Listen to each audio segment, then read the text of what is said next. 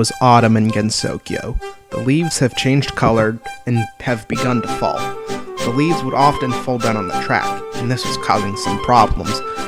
But from the way Hiroto was talking about it, it sounded like it was some really bad news.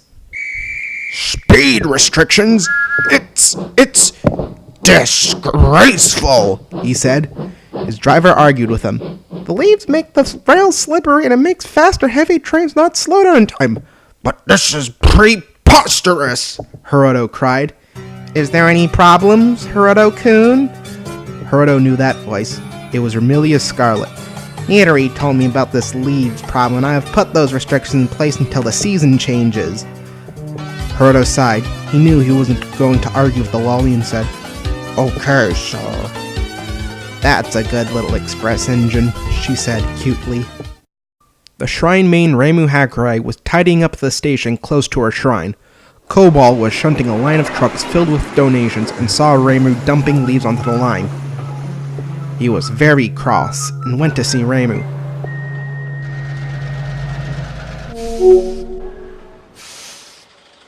Miss Hakurai, he boomed.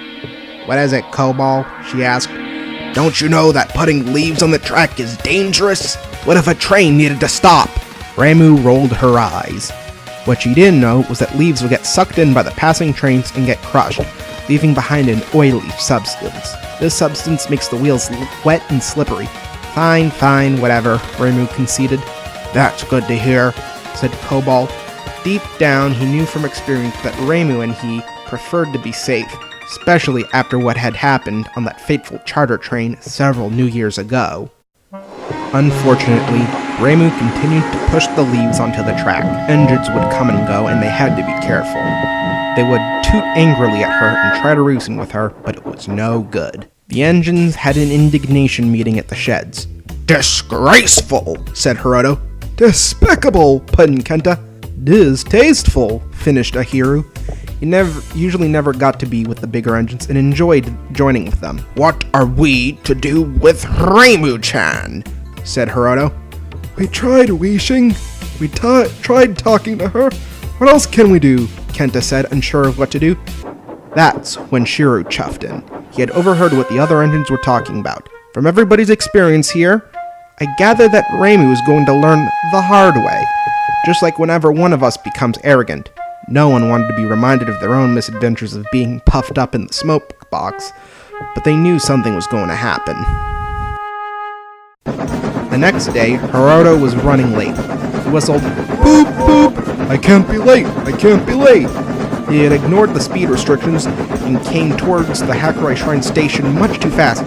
Hiroto's driver applied the brakes, but it was no good.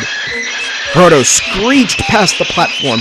Leaves went everywhere. He surprised Reimu and slid past the platform. I can't stop, he cried. Help! But there was a set of points. They were switched against him. Hiroto crashed onto the points and derailed violently.